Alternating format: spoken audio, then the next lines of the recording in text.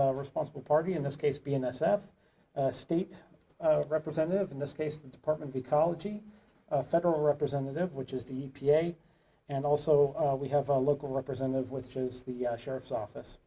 So what we're going to do here today is each member of the Unified Command is going to be making a few brief comments, and we'll take some questions at the end. If you could please wait until the end with your questions so we can get through all the comments from each party here. Sound good? Okay. First I'll introduce our responsible party with BNSF, Justin Piper. Justin? All right, thank you, Ty. First, I just wanted to really thank all of our supporting agencies and partners that have helped us during this response. We are really, really grateful for all of the hard work put in at this point. Our goal leading into this and throughout this will be to ensure the health and safety of our responders and the public as well throughout the duration of this response. To give you a little bit of a plan as far as what we've done and accomplished last night and including today, we were able to successfully integrate with the first responders that had the initial response to the incident with our contract teams and partners to be able to respond effectively to the fire and the spill situation that occurred with the derailment. Very successful in extinguishing the fires yesterday. The majority of the fire was extinguished early on in the incident, with the final controlled fires that were extinguished about 8 p.m. last night.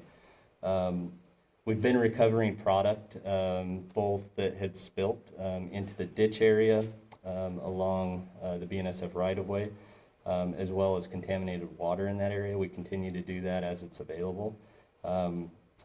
We're also recovering product from the hold cars and cars that are involved in the accident. So that oil is being removed from the cars and hauled to its final destination. We're going to continue to do that. We've been doing that through the night and into today. We're also clearly thinking about what the next steps are for those cars, and there's going to be a process once these are emptied that we're going to bring in additional contractors and teams to be able to move those cars into areas that we can clean those cars and also remove them from the site. Again, just wanted to thank all of the cooperating partners here with us during this response. I would like to also say that if you feel that you or your property have been impacted by the spill, please contact our claims number. That number is 1-866-243-4784. Thank you.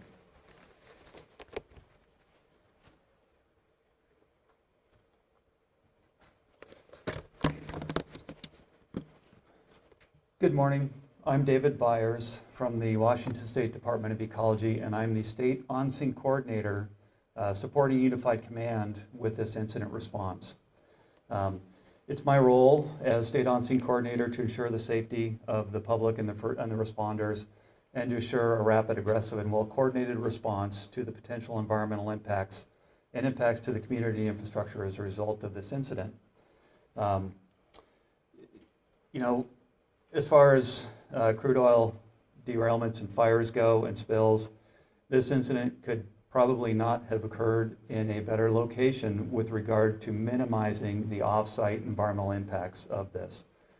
We've had a team out there since early in the incident. Our ecology responders have been circling the site looking for pathways of off-site migration of crude oil, and so far we have found none. We have not found off-site impacts to flowing surface water, creeks, or bodies. We are continuing to look under the snow on our assessment in the field. We've got teams out looking for potential impacts to wetlands. We'll be investigating potential impacts to groundwater in the area. All that will take time, and ecology and our ecology team, our responders, are going to be here until we have answers to all those questions. There have been no wildlife impacts, and most importantly, no injuries to the public or responders on this incident.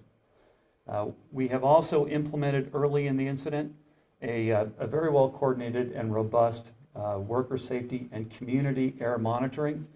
We've had roving air monitors out looking for toxic smoke particulates, as well as the individual constituents of crude oil. We've been monitoring for elevated level of volatile organic compounds, and so far I'm happy to say that all of our off-site community measurements have been very near or at background levels. We've been monitoring for things like benzene and have not found that in the community. So as a result of that, Unified Command and responders have reduced the area that's been evacuated, and people have been returning to their homes. We are continuing with that robust air monitoring to make sure that the community remains safe as we continue with our operations on scene, as well as protecting the safety of our responders, BNSF crews, and supporting agencies who are here to ensure that these are the folks who are up and close and personal doing the operations with the crude oil tankers, and making sure that they continue to be safe as they do their work. We're also being supported and coordinating with representatives of the Lummi Nation, who have cultural resource and natural resource interests in the area, and we're making sure that their concerns are met. And so far, we have not seen any direct impacts to their resources as well. I'd also like to briefly touch on some of really what came to fruition in our planning efforts for incidents like that in the Northwest community with our industry partners like BNSF, the supporting agencies from the EPA and Whatcom County, and the oil industry and the transportation industry. We've seen recent improvements in legislation at both the state and federal regulations that has helped us mount a rapid, aggressive, well-coordinated, and safe response to this incident. We've had things like the state of Washington has advanced notice requirements, so we now have a great handle on the amount of crude oil and the properties of the crude oil that's coming into Washington state. That's allowed us to plan and prepare at the local level.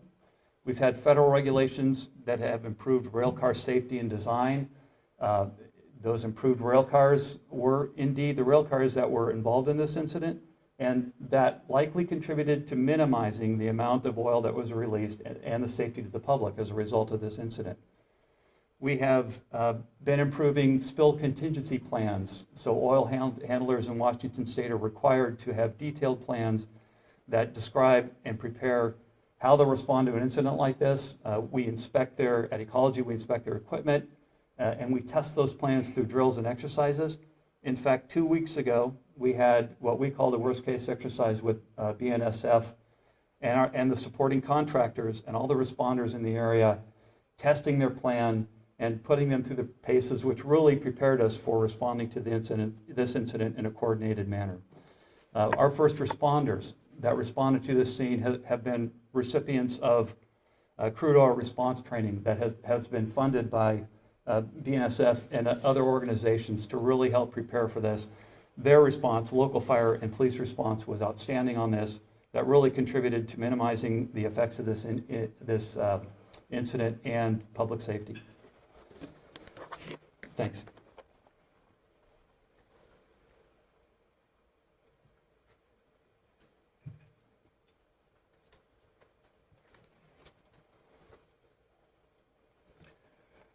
Good morning. I'm Bill Elfo, the Whatcom County Sheriff, and also the Director of Emergency Management for Whatcom County.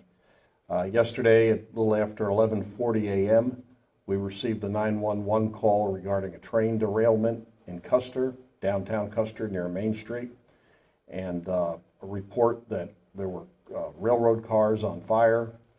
Deputies responded and found that was accurate, and immediately commenced a well-coordinated evacuation of the area. We were able to get information from the train's manifest within minutes and assess what type of cargo was being carried and its potential threat and hazard to people in the area, and were able to initiate an evacuation from about a half a mile radius from the site of the crash, which included closure of I-5 and the arterial routes. We're very grateful for the assistance of all other law enforcement that came to our aid, aside from the Sheriff's Office, the Linden Police, the Ferndale Police, and the Washington State Patrol, Border Patrol, Homeland Security investigation were all involved in helping us achieve the evacuation and make sure we brought safety back to our community. We also appreciate the responses of the refinery, who had specialized equipment and personnel to suppress the fire and mitigate its effects, as well as all the surrounding fire districts that provided assistance as well. At this point, the FBI is on scene. They are conducting an investigation, and they're coordinating with the Sheriff's Office, and they're coordinating with the various regulatory and environmental agencies that have an interest in this matter, and that's just a routine practice in the case of a train derailment. So that's proceeding as we speak. From the emergency management perspective, we've opened up our Emergency Operations Center here yesterday, and it's a great venue for all the folks that are involved in this response to coordinate, have face-to-face contact if needed, and ensure that we're working in a very well coordinated and effective and efficient manner. I might add too that we had, over the past couple of years, we've had major exercises simulating train derailments and resulting ruptures of cars carrying crude oil. And just by coincidence, one of the exercises that we did in the last couple of years happened to be in Custer, Washington, where this happened. The scenario was a little bit different, but that's very important that we have face-to-face time with the various other agencies and the private sector that we need to work with, and for the safety of citizens, it's very important that we work very closely together. So thank you, and we'll be continuing here for the foreseeable future.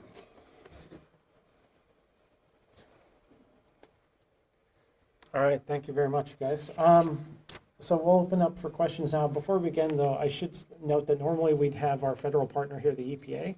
They've been doing a lot of work all night, so we don't have our EPA person giving a brief comments here. But if you have any questions for our federal partners, we can facilitate that as well. Let's go ahead and take questions from folks in the room for starters. And I will call on you if you could please say your media affiliate as well. And then we'll go to questions from folks online too. Let's start here. Amy Marino with King 5 News. The big question everyone wants to know is, why did this happen? Do you have any word on a cause?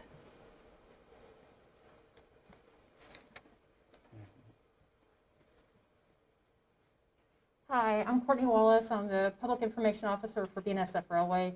This continues to be an ongoing investigation. There, as the Sheriff mentioned, FBI and other folks are on scene doing that investigation, but it is ongoing at this time, and we do not have or know the cause at this time. John Alberstead from Q13 News. Am I to understand that these cars were the DOT 117 cars, the newer, safer designs to carry oil? Yes, these were the .117Rs. That is correct. Had they not been, would the situation have been worse?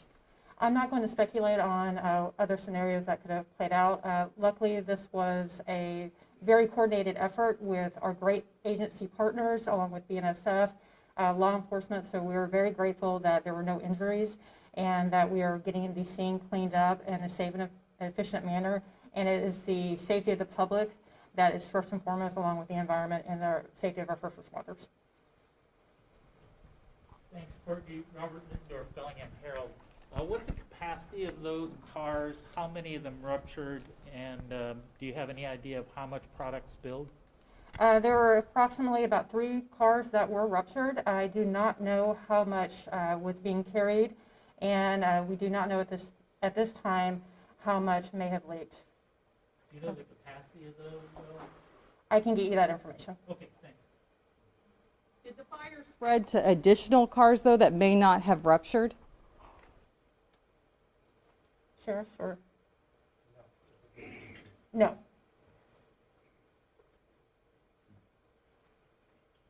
No. One more over here, then we'll go online. Can you talk a little bit about how the damaged cars were isolated?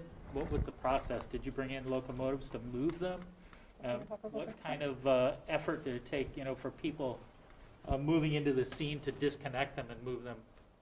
Yeah, so both ends of the train after the derailment, in coordination with the local agencies, we were able to get separated from that incident. So that's a close coordination between fire agencies and rail personnel to be able to get in there. But both ends of that train were pulled away from the involved cars. So you had locomotives at both ends? Correct. Yeah. Was it pushing or pulling at the time?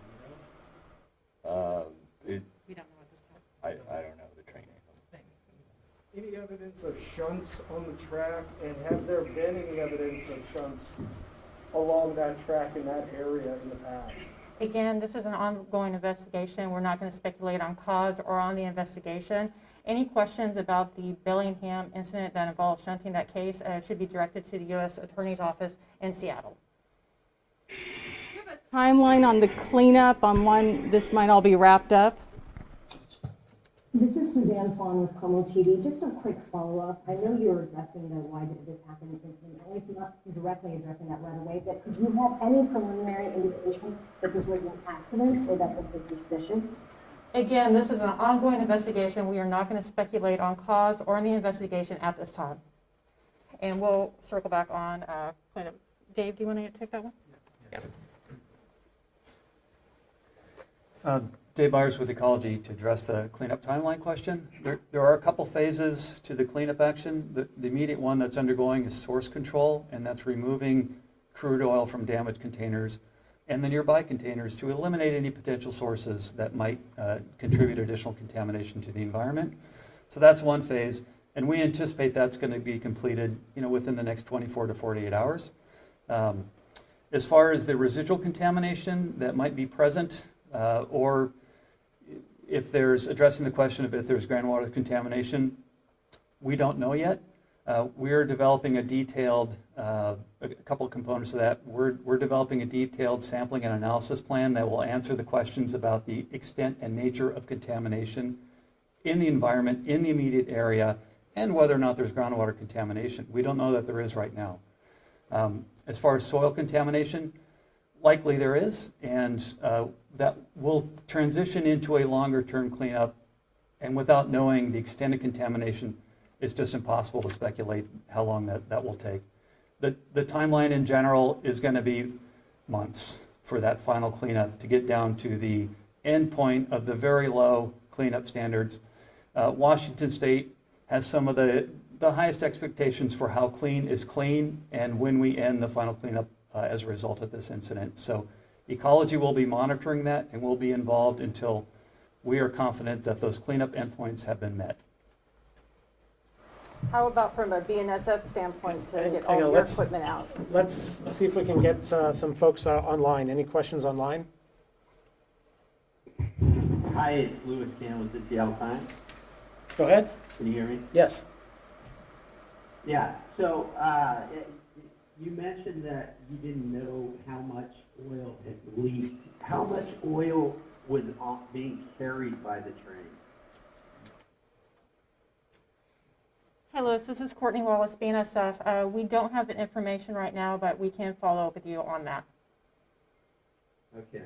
And the second question is, yesterday we got information that 2 employees were on the train. Is that correct? We're hearing some conflicting reports on that. Yes, there were 2 crew members on the train, and they are not injured. And I had a follow-up question for Dave Byers. Dave, you mentioned that you've so far not determined there's been any leakage off-site. On-site, can you characterize how much was leaked on-site at the site of the accident? Yeah, that characterization is ongoing, and the reason why I can't give you a number right now is because we're doing what's called a mass balance. So we will get a full accounting of how much each of the damaged rail cars, how much crude oil they were carrying, how much crude oil is pumped off, and then we'll take a look at some other parameters such as how much of the crude oil was likely consumed in the fire, how much is remaining on the tracks and in the soil under the train, and how much was lost due to evaporation. And those, we've got some of our scientific specialists right now collecting the data and crunching those numbers. Our goal will be to produce a mass balance to answer all of that questions about volume and where the oil went with regard to soil, water, ground, evaporation, air, particulates in the fire. That will take us a while to get that number. One note, there was a lot of fire water used during the incident response, and the water, it looks like, that did contain oil was pooled on site, and we quickly had resources on scene like vacuum trucks and storage containers to remove that water from the pooled areas. The oily water mixture was contained in tanks and is stored, and we're going to even take a look at the ratio of water to oil in those tanks to get a balance. Again, let me emphasize, and this is I think a positive note for public safety and the environment. We don't believe right now, we have no information that suggests that oil flowed over land, got into surface waters or Puget Sound. We think it was all contained on scene. We have teams out on site right now verifying that and just making sure that that's the case. But right now, that's the picture that we're presented with, is on-site containment. Any other questions online? Yes, Nicole Jennings with Power Radio. Go ahead, Nicole. We're seeing reports just hour of Whatcom County that another BNSF train has derailed there. Have you heard about this, and do these two cases appear linked at all? Hi, Nicole. This is Courtney Wallace, BNSF Railway. What I can tell you about what happened in Custer is that we had an empty grain train that was hit by a semi. The train did derail. We do not know the cars or the number of cars that have derailed at this point. BNSF and other responders are on scene or heading to there now. But these, again, this was an 18-wheeler semi that hit a train at a crossing, and it was an empty grain train. Dave, did you want to add anything to that, or? Hi, Dave Byers, Ecology. Yeah, our Eastern Washington team has been notified of the incident, and we are sending response resources to the scene to investigate the potential impacts of that. Okay, I need to get these guys to their next meeting here. Did you have one more question? No? Okay. One last question. I'm wondering, with the train passes a lot of communities. I know people are a little bit nervous now that something like this has happened and through small communities. What can you do to assure them that things are safe? And I know there's been some worry about crude oil coming through. Safety is not just a buzzword for us at BNSF. It's what we do. It's a foundation of what we do. And we work very hard to minimize impacts to the community, and we want to be partners, not only when something like this happens, which is very rare, but at the same time, we want to work very closely with the communities. That's why we do a lot of education. We do a lot of training, a lot of preparation with the first responder community. You've heard today a lot about the training, the mutual aid that came from law enforcement, for fire, from industry, from BNSF, from the tribes to help respond to this. This was a community effort. But if you back up, what we want to try to do is get from point A to point B as safely and efficiently as possible. We inspect our tracks. We have very highly trained track inspectors. We have very highly trained bridge inspectors, geotechs, a lot of folks on site who live in the communities. We have people who live here in Bellingham, in Custer, in Seattle, and all points in between. So there's a very robust inspection program that we have for our infrastructure. We pour billions of dollars every year into our infrastructure to make sure it's safe and efficient. We also work very highly with technology. We have detectors up and down the rail lines that can look at the health of, for example, the bearings on a wheel as it's going through. We use things called geometry cars that go through and use technology to analyze the rail for things we can't see with the naked eye. We have a drone program that we utilize as well. So these are all things that we do to make sure that things are safe and efficient, and more importantly, safe than anything else. And we also work very closely with the communities to educate them on how to work with the railroad, how to work with people like Justin and his team. It's a community response, but again, we have resources staged throughout Washington, as well as our system. If there was an incident very similar to what the refineries did today, who have been excellent partners in this, that they had their resources, their phone trucks and others available.